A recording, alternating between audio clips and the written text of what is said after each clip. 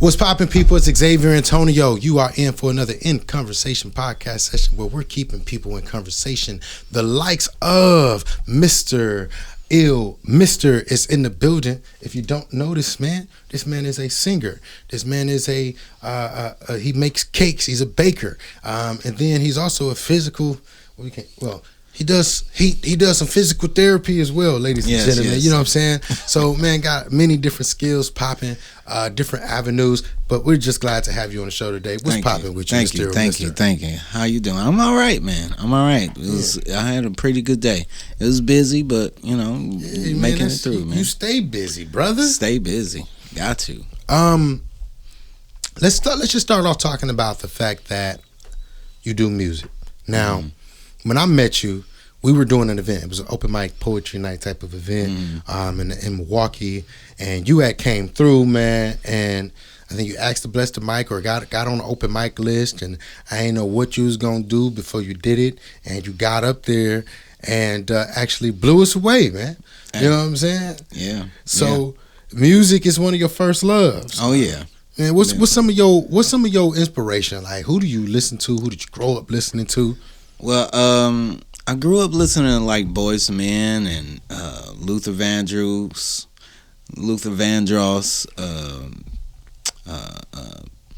What is that other guy?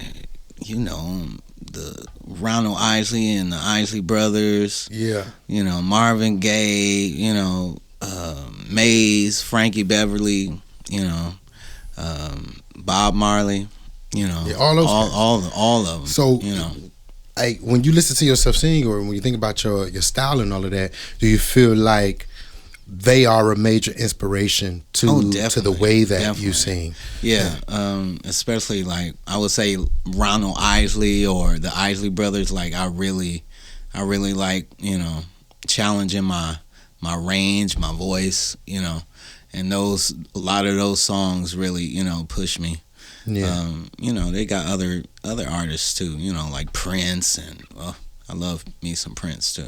Yeah, absolutely, man. Now, I know you got some other things that you do, but just music wise, like, what have you been doing lately, you know what I'm saying, with your talent? Well, lately I've been going to like open mics and practicing some of my original pieces. I just flew back from Houston with my brother, and we working on some music down there too. A couple tracks that me and him been working on for a little bit. We about to, you know, put it out there and get it ready. Oh, so you're a songwriter too? Yeah. So yeah, man. I mean, I've heard. I think some of your poetry, or was it poetry, or were they songs? That you just it was actually a song, and I made it into a poem. Yeah. Well, that makes sense because we said you know, poetry night. Yeah. Sometimes we do challenge even hip hop artists and rappers. They be like, can I just rap? And we'd be like, try to pick a piece that you're comfortable with saying as if it were a poem, because when you come to the set, we want you to say it as if it's a poem. And so right. So I know that sometimes that could be challenging for some people, you know what I mean, but I know lyrically wise, the things that I've heard from you were amazing. Those things blew me away. So I wouldn't ever even have known the difference because of the way that you were reciting them. I wouldn't have known the difference that it was an actual song versus a poem, because, you know, lyrically it was impressive, regardless of what you could do with it vocally. And of course, when we have had the opportunity to hear you vocally, that's impressive as well. You know what I mean? And appreciate that. And then one day, surprisingly, we find out. First of all, let's do this. Even though you're Mr. ILMR, you had a different name that you used when you signed up. Yeah. On the microphone all those times. And what name was that? Knowledge. And why was it Knowledge? What was the inspiration behind having that as a stage name? Well, it was more than a stage name for me, because, you know, in my life, you know, I see myself as that knowledge, you know, that foundation. Knowledge is your foundation. Right. You know, so being a black man, I knew that I had and am strong. And just like knowledge, you know, I'm going to have to keep putting myself to the test so I can, you know, strengthen that. and strengthen myself. So, and by pushing myself to go do poetry or stepping up to a mic, that was really testing my foundation, my knowledge. So that's why I chose knowledge. Absolutely, man.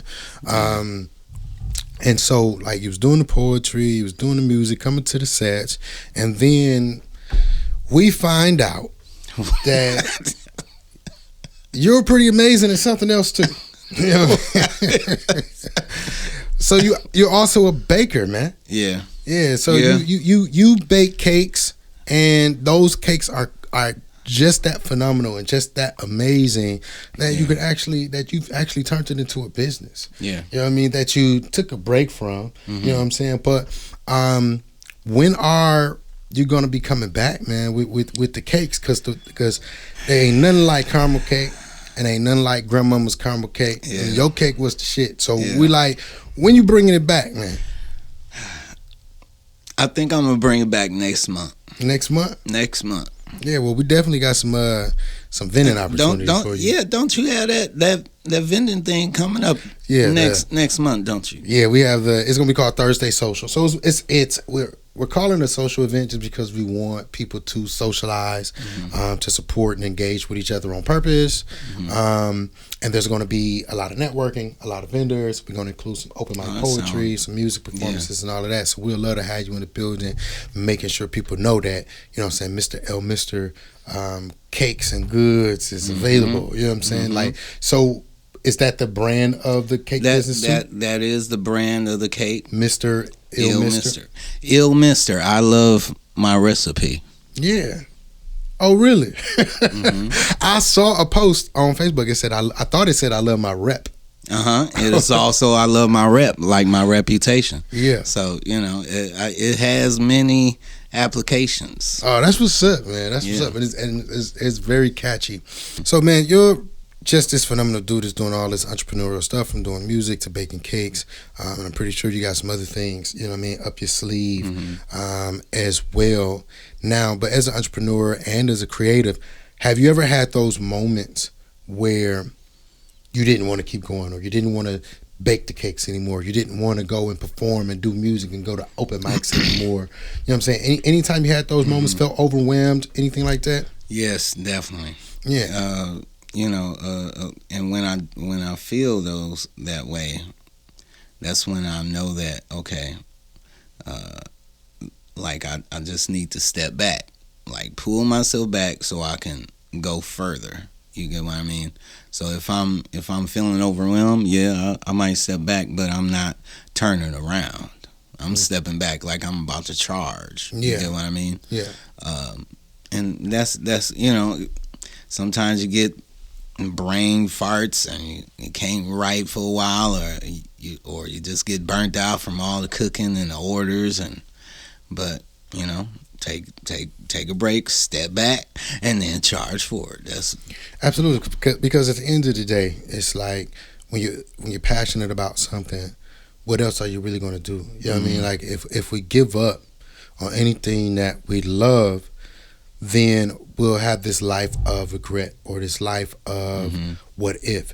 And I think as entrepreneurs and as creators, we don't just wake up one day just feeling that way. You know what I'm saying? Like, there are things that are happening in our lives that contribute to that. You know what I mean? Like, sometimes we see people that got a business and we might think it's a successful business, or we see people on stage, oh, they're so talented, they can do poetry, this person can sing, they can play guitar, the drums. We have no idea what that person is dealing with behind that scenes, but just like we're human, that person is human. And the point is, there are a lot of contributing factors that might have us in that place where we might feel like, you know what, I need that break, or you know what, I ain't even doing this no more. I feel like, giving up. But what are the things that help you when you're feeling that way? What helps you to push past that, to keep going, or to, even if you got to take a break, to pick up and go again? What's that for you?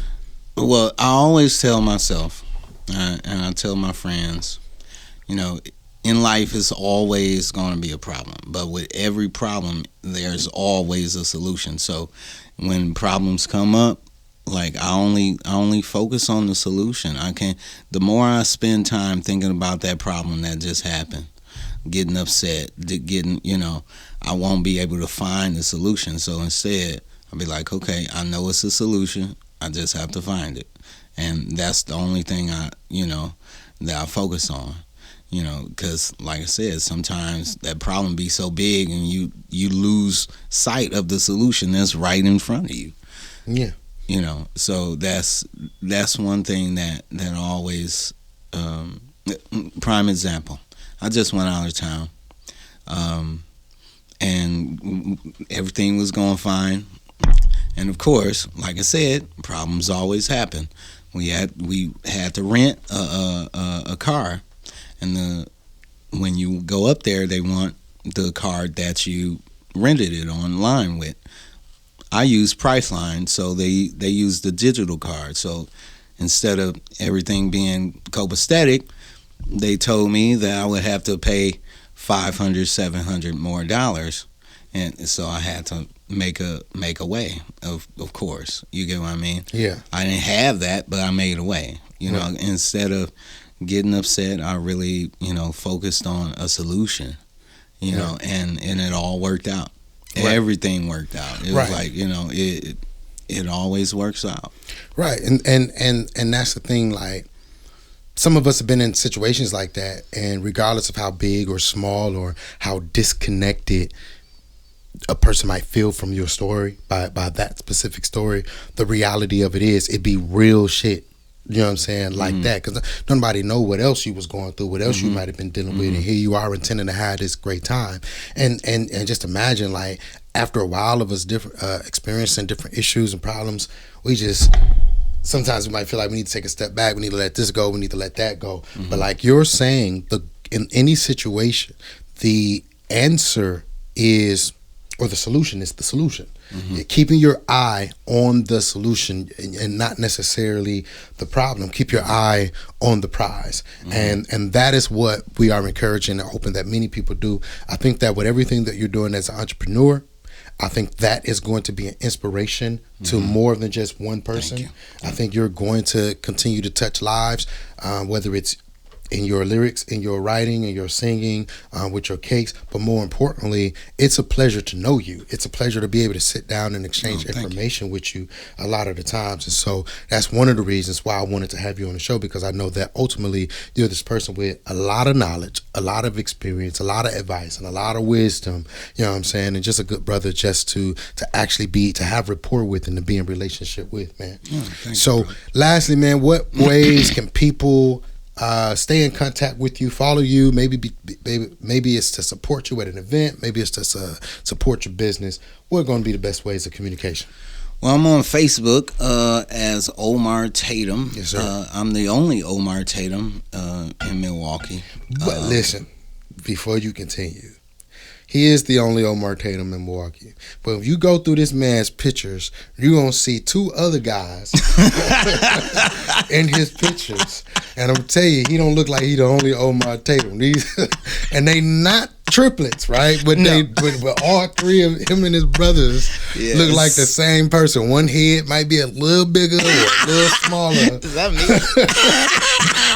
But they look like the same person. And I have friends like that. Like, I got one of my guys has like 6 kids. And it's like, and I think he actually has 7 now. And one that just was born a couple of weeks ago. Shit. And it's like, this man spits out the same kid every time. and they ain't even know about the same woman. Like, how you spit out the same kid every time, man? So yeah, man. So I'm sorry, man. Go on this Omar Tatum page. Tatum, the only Omar Tatum in Milwaukee. On Facebook and on Instagram is Mr. Ill Mr. MRILMR. Right. Mr. Ill Mr. Yeah, it's Mr. I love my recipe. I love my rep. And it's multiple different Yes, I love applications my resilience. Come on now. Yeah. Yes, sir. So thank y'all so much for tuning in to the In Conversation podcast. It is our objective to keep Mr. Ill Mr. in conversation. So until next time, y'all do that. Keep him in conversation. Good night.